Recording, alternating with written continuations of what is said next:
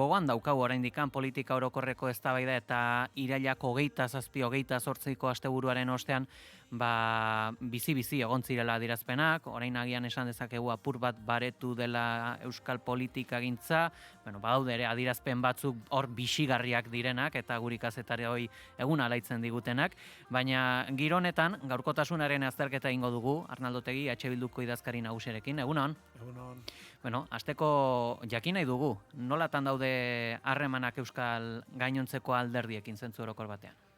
Guretzat oso ohikoa da mundu guztiarekin eukitzea ariak eta guk beti esaten dugu historikoki beti mantendu izan ditugula bideak irekiak ez.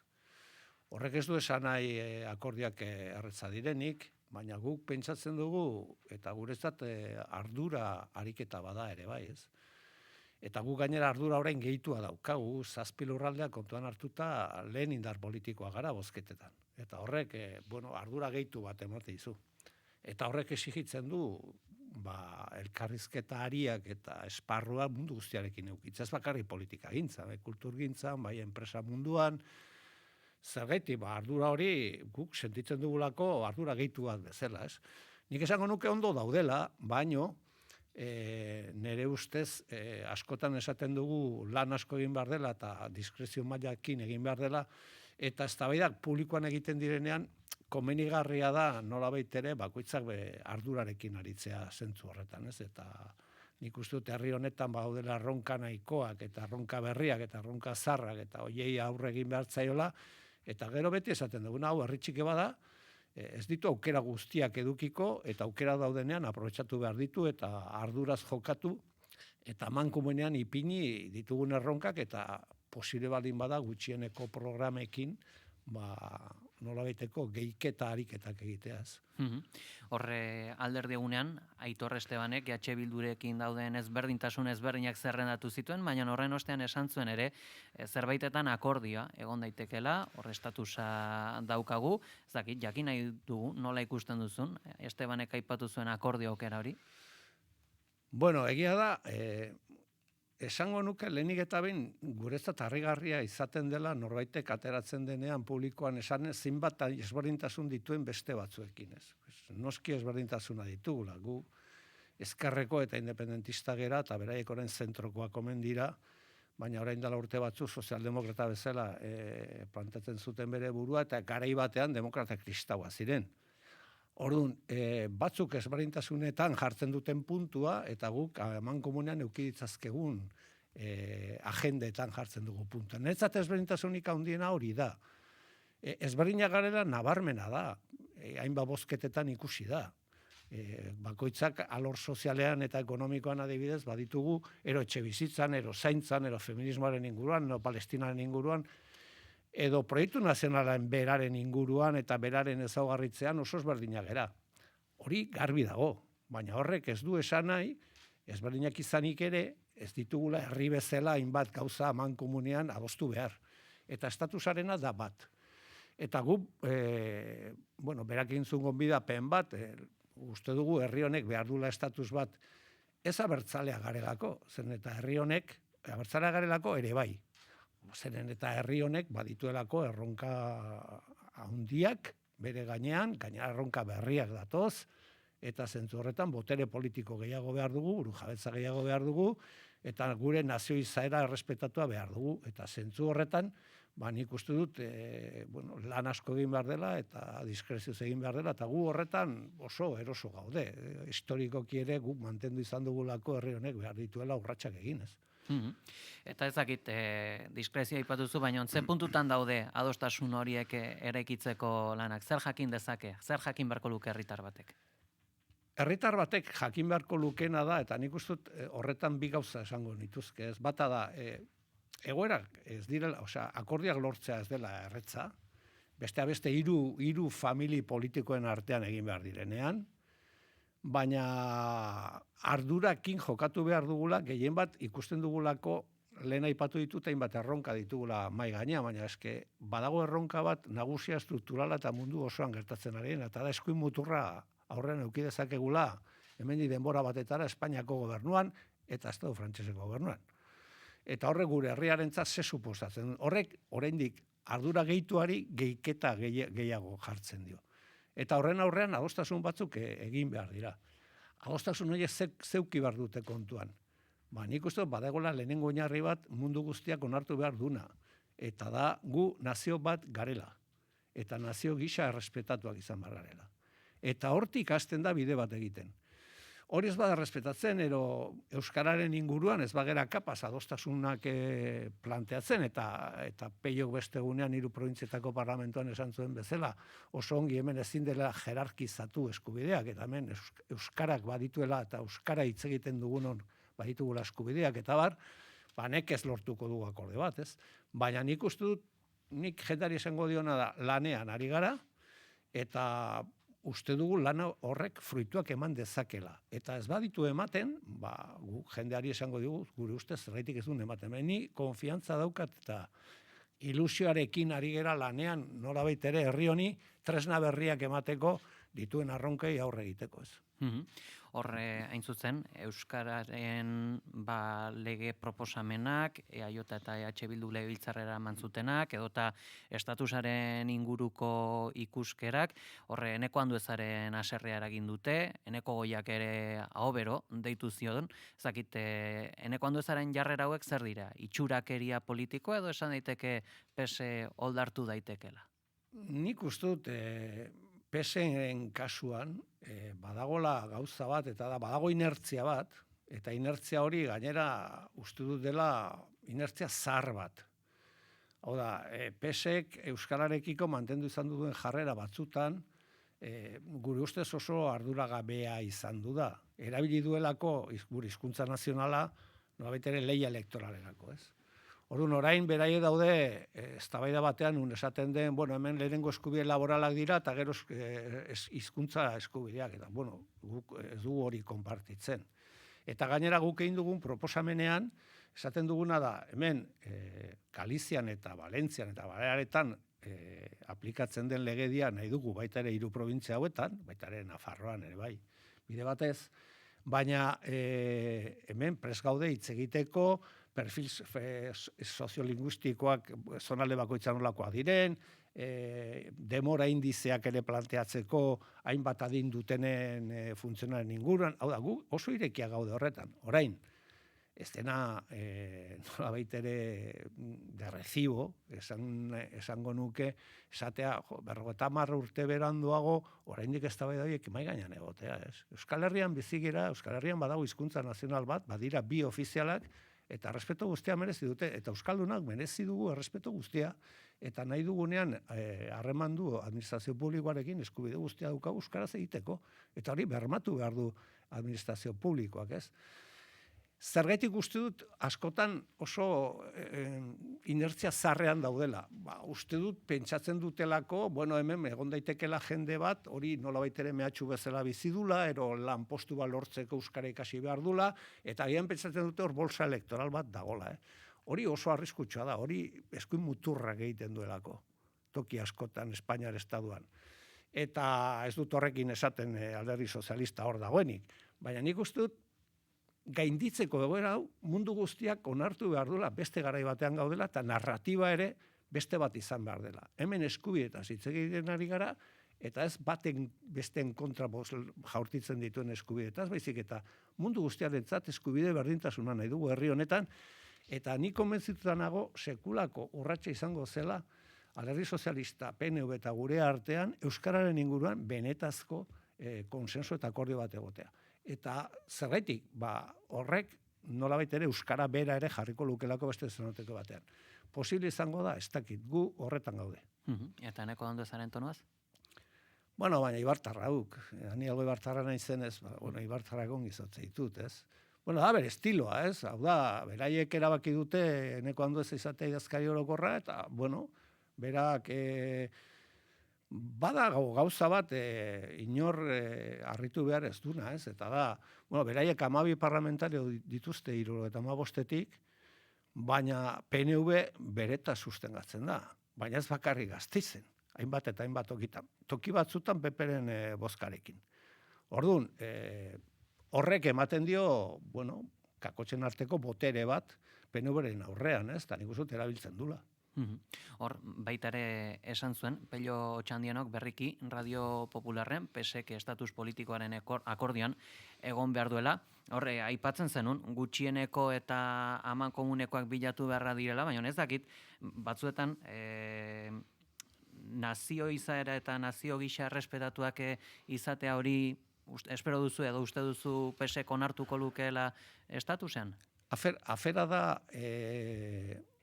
guretzat eta askotan aipatu izan dugu, ez? Hemen daukagun arazoa eta historikoki dugun arazoa izan du da bere garaian 78an eta orain, 50 urte betetzen ari dira gauza askotaz, ez? Txikita eta frapeko fusilamenduaz, Juan Carlos Erregaren etorreraz, gauza asko ospatzen kakotzen artean gaude 50 urte, ez? Eta hor, gure ustez, egun ditugun arazo desenteren iturria hor dago, transizio horretan. Ez zen egon hausdura demokratikorik, eta beraz, hortik atera ziren besteak beste, harreman eredu batzuk, nun Euskal Herria zatitua izan du zen, bere ego Euskal Herria zatitua izan du zen, eta gu harremantzen gera estatuarekin autonomia bat bezala. Egia da, badaukagula, ezaugarritze propio bat foralitatearen inguruan, kontzertu ekonomikoarekin eta bar, baina esan dezagun harreman markoa supeditazio markoa dela, ez? Eta guk uste dugu nazio bat baldin bazera, harremandu behar zarela estatuarekin nazio bezala. Eta nazio bat estatu batekin nola harremantzen den hori da eztabaida bat. Eta hor harreman markoa ezberdina izan behar da. Noraino ezberdina, hori da eztabaidatu behar dena, baina gu uste dugu nazio gisara harremandu behar garela Espainiar estatuarekin, eta gero horrek exigitzen dula urrats kualitatibo bat harreman ereduan. Ez badago urrats kualitatiborik harreman ereduan, ero nazio izaeran, esan dezakegu nekez egongo dela akordioa, baina ni berriro dio, ni esperantzarekin ari naiz lanean, eta gu esperantzarekin ari garen lanean, eta uste dugu hor euskararekin bezala, bizi dugun marko historiko honetan, denak izan bargarela kostiente, zailtasun handiak daudela akordiorako, baina sekulako aukera historikoa daukagula, narratiba berri bat emateko herri honi, 2025an bizi gera. Ez 1970an. Eta orduan, herri hau heldua da, herri honek sekulako baliabidea ditu, ekonomikoa, kulturalak, intelektualak. Herri honek behar du beste urrats bat egin, beste taupada bat eman bere bizitza nazional eta sozialari, eta uste dugu horretarako aukera bat daukagula denok ardurarekin jokatzen badeu. Apur bat atzerare egite askatuko dizut, Gernikako estatutuan hartu zenean, bere garaian eztabaidetako bat ere izan zen, eta Nafarroarekin zer gertatzen da? Hor bazen ere, 4. xedapen gehigarria, ez dakit, 2025 urtean ere estatusaren inguruko lientzo zuri horretan ere eztabaidatu beharko litzateke zer gertatzen den Nafarroarekin? Nik uste dut alde batetik esan behar dugula, Nafarroa garaiak zer izango den, Nafarroa garaian bizi eta lan egiten dutenek erabaki behar dute. Guk aspaldi esan genuen Nafarroak berak bazuela erabakitzeko almena, beste euskal lurraldeekin zemotatako harremana nahizun, ez? Eta nik esango nuke lurraldetasunaren inguruko eztabaida hori nahiko ongi definitua daukagula, eta zentzu horretan bere garaian esan genuen, Euskal Herria zatitua den herri bada, horrela jarraitzen du, 3 zatitan dago erdibitua, eta egiten gu Euskal Herri batu baten aldeko apustu egiten dugu, baina hori izan behar da prozesu guztiz demokratikoa, atxikimendu librez egiten den proiektu nazional eta herritarra, eta uste dugu estatusari buruz egiten dugunean ere, Nafarroan ere horretaz mintzatu behar dela. Hau da, amejoramenduaren inguruan eta bere estatus politiko, bere estatus politikoaren inguruan.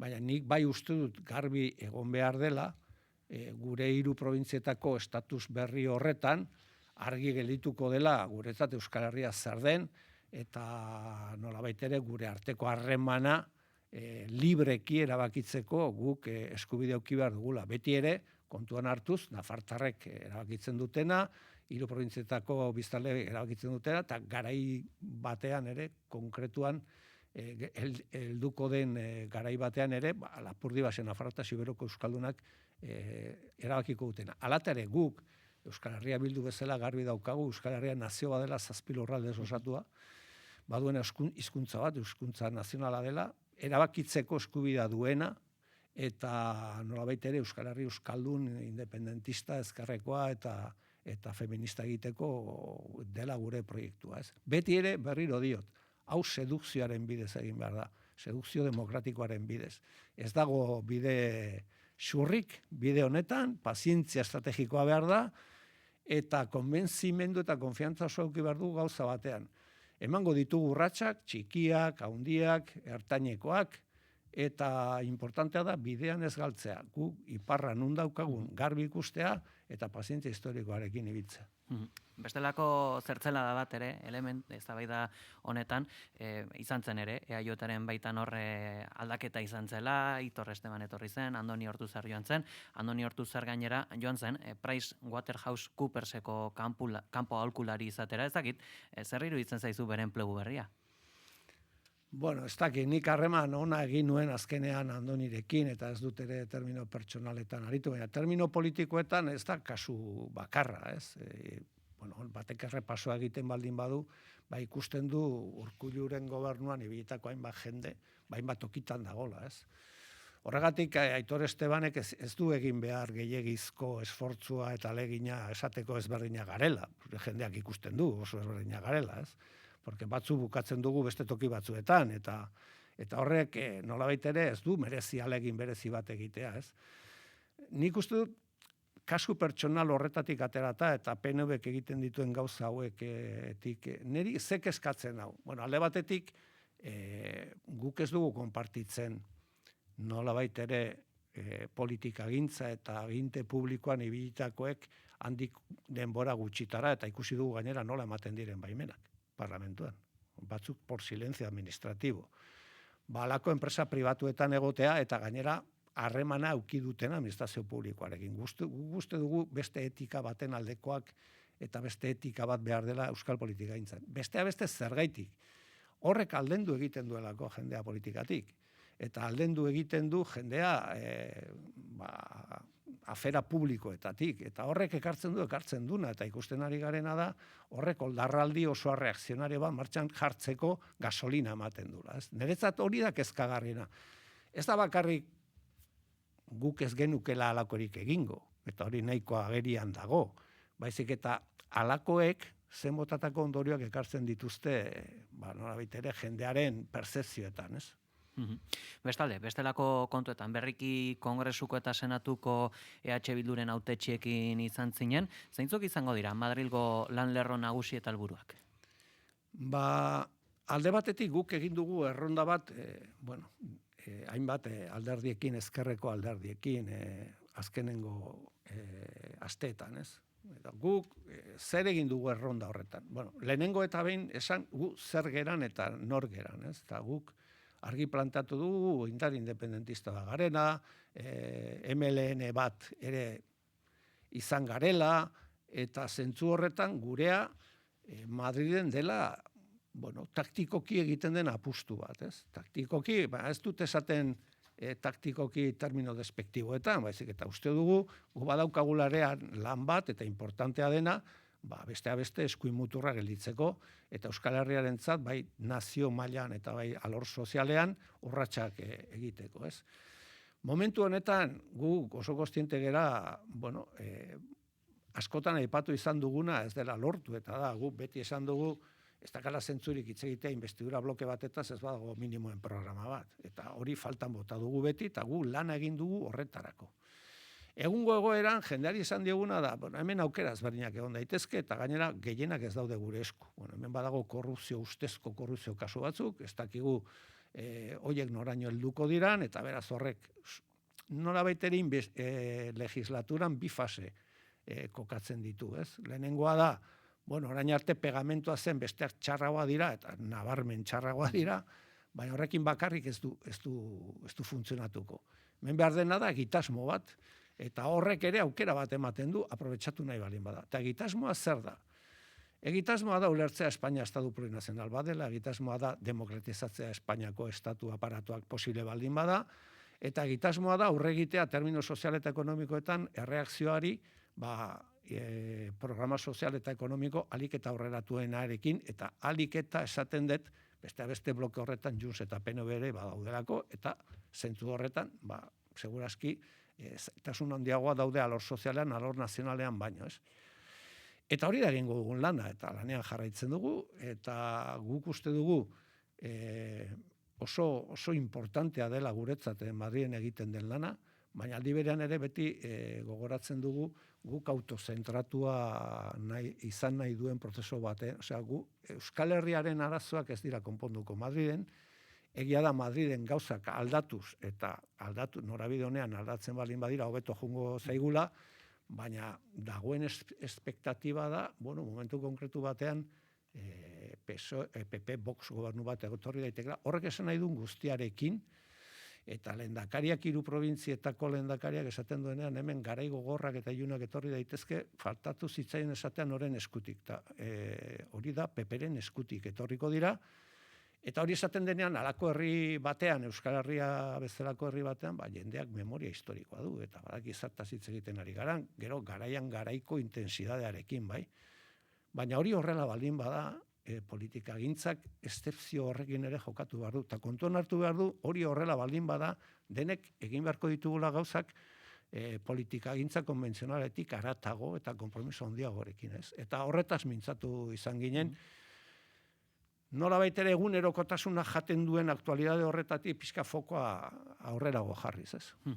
Baita ere, ez dakit ikasturte hasieran edo udan okerrez banago aipatu zen Pedro Sánchezen exekutiboak 2026 urteko aurrekontuak ateratzeko asmoa bazuela, ez dakit horretarako etxeko lanak ere abian daude?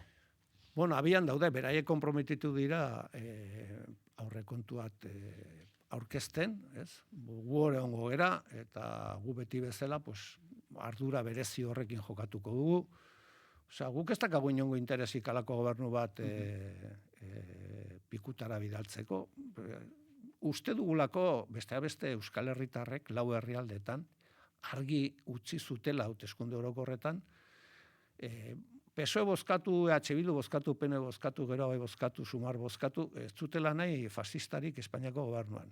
Zer eta guk Espainiatik alde egiten ez dugun bitartean, horrek badu ondoria gure emakumeentza, gure langileentzat, gure entitate nazionalentzat, eta esango nuke gure alderdi batzurentzat ere bai. Orduan, afera da, aurrekontuak aurkeztuko direla, eta ze gertatzen da? Guk askotan aipatu izan duguna. Ez badago bloke bat gutxieneko programa batekin, beti inposatzen da logika partidista bat. Eta logika partidista, halako egoera historiko batean logika partidistarik ez du zentzurik. Zen eta preserbatu behar den helburu nagusia da, eske hitz egiten era fascistatat. Eta orduan esaten duguna da, horren aurrean, egia da, ez duela hori bakarrik balio aurrera egiteko, baina hori da lehenengo urratsa. Hau da, hauek ez dira heldu behar. Bigarren urratsa zein da, eta guk argi plantatu dugu, herri bezala jokatzea, eta horren aurrean programa demokratiko nazional eta herritar bat martxan hartzea. Gu jungo gera negoziatzera aurrekontua, guk aurrekontuak nahi ditugu, eta aurrekontu horietan nahi ditugu Euskal Herritarrentzat onurak egotea termino nazionaletan eta termino sozialetan, eta horretan gabiz. Eta Espainiar estatuko aurrekontuetatik harago, Euskal Lurralde eta administrazioetako aurrekontuak ere martxan dira? Bai, eztabaida martxan dira, gutxienez hasi dira, oraindik ez dira hasi ofizialki, eta guk hemen ezberdintzen dugu, Euskal Herriari dagokionez, badago dinamika bat Nafarroa garaian, uste dugu aprobetxatu behar dela ambizioarekin jokatzeko momentu honetan, eta gero 3 probintzietara etorrita, 3 lurraldetara etorrita, nik gogoratu nahi dut pasaren urtean egindako proposamena. Gure proposamena ere uste dugu oso zentzuzkoa dela. Eta da, aldatu dira arazoak pasaren urtetik ona? Ez. Eta gu pasaren urtean esaten genuena izan zen, hemen arazo batzu daude, lehentasunez arazoi aurre egin behar zaio, guretzat ez daka logika hundirik, lehenengo bote batean, bederen, hitz egitea aldundiz aldundi, 4 aurrekontu buruz, baizik eta egin behar dena da, zenbat diru dagon kajan, aman komunean, bai? Eta diru horietatik zer eta non inbertitu behar da. Hori da gure logika politikoa. Eta horretan, egin genuen proposamen bat, 4 aurrekontu horiek amankomunean eztabaidatzeko, bai?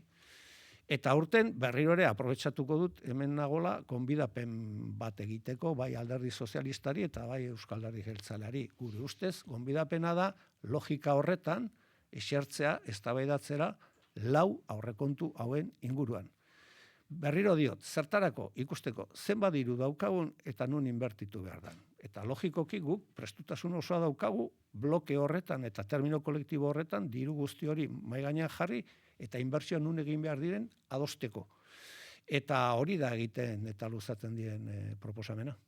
Eta proposamen orokor horrek izan du feedbackik edo egonda elkarrizketarik horren bueltan? Edo? Momentuz ez, baina espero dugu nolabait ere horrek erantzun bat edukitzea. Ez dugu eduki halako horik, baina bai uste dugu, pasaden urtean despejatu zela erabatetara, eta bai uste dugu momentu honetan egon daitezkela aukerak gauzak bestera bat egiteko. Ez dut esaten onartuko dutenik, baina esaten duana da, gu gonbidape bat luzatu dugu, esan dezakegu, gonbidapena mahai gainean dagola, bideak badaudela irekiak, eta orduan, guk berriro ere gonbidapena luzatu nahi dugu, esateko, posible da herri honetan, 3 artean egitea eztabaida bat 4 aurrekontua kontuan hartuta, eta, ikusiko dugu, lanean jarraituko dugu.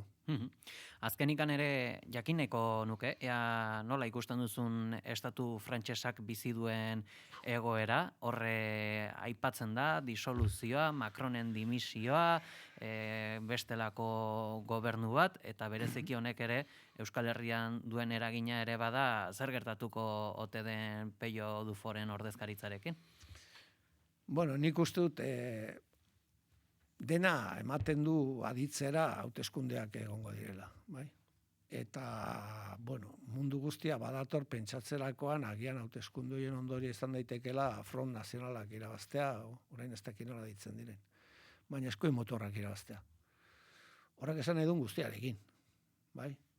Eta uste dut, ja ez dela fenomeno bat toki batean garatzen ari dena, baizik eta bloke reakzionarioaren igoera da oso orokorra eta da mundu mailakoa.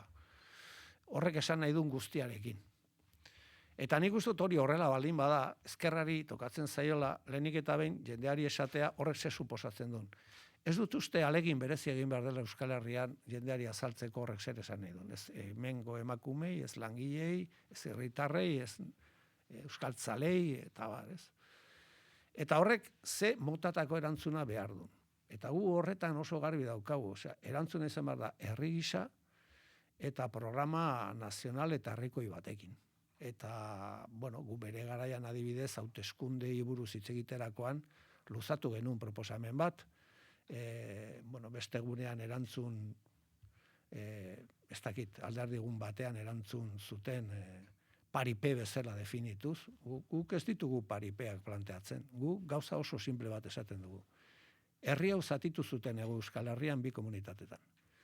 Baina estadua behartuta dago hauteskunde batzuetan urna jartzera 4 herrialdetan, eta beraz gainditu egiten dugu lurralde zatiketa. Hor, aukera bat daukagu. Zein da aukera? Espainiar hauteskundeak Euskal hauteskunde nazionalak bilakatzeko. Europar hauteskundetan garbi 7 lurraldetan eta Espainiar hauteskundetan 4 herrialdetan. Uste dugu horrek aukera bat ematen digula. Zertarako bloke amankomun bat planteatzeko minimoen programa batekin. Eta gero bakoitzak egingo du bere talde parlamentaria eta energetiken inguruko eztabaida dagoenean zergen inguruan ezberdin bozkatuko dugu. Fijo. Baina zertan bozkatuko dugu alde? Programa minimo baten aurrean. Eta bukatzeko esango nuke, zein da honen balioa ere bai? Hauteskundeak konbokatzen baldin badira, berriro diot, urnak egongo dira 4 herrialdetan. Zatiketa gaindituko dugu. Espainiar hauteskunde batzuk Euskal Borondate Demokratiko Nazionala adierazteko tresna bat izan daitezke. Gainera beraie jartzen dute. Legalak dira, ez dago arazorik horretan. Ditugu gauza rarorik egin behar. Orduan, estenatoki izan daiteke bat, gobernu aurrerakoia berriz ere instalatzen da. Vale. ero bi eskuin muturra dago. Horren aurrean ze jartzen dugu, gu esatugu, herri bat, milioi bat bozka. Jartzen dugu, aurrera egiteko, ero eskuin muturrare aurre egiteko. Bestela ze jarriko diogu, 7 alderdi politiko bakoitza bere ordezkaritzarekin. Gu gainera gauzat esaten dugu, gu oso ondo aterako gera alderdi bezala hauteskunde horietatik. Badakigu, baina guk ez dugu horretara jokatu nahi, esaten duguna da, jarriko digu herri bat estatuaren aurrean esateko zer geran, nor geran, nola konsideratzen geran, zer respeto merezi dugun, eta gero bakoitzak egunerokotasun parlamentarian egingo du, pentsatzen duena bere programa politikotik, baina programa politikotik aparte, herri bezala sekulako aukera daukagu. Ba, guzti hauekin gelditzen era, Arnaldo Otegi, Euskal Herria Bilduko idazkari nagusia, eskerrik asko gurean izategatik. Zuei, mila esker.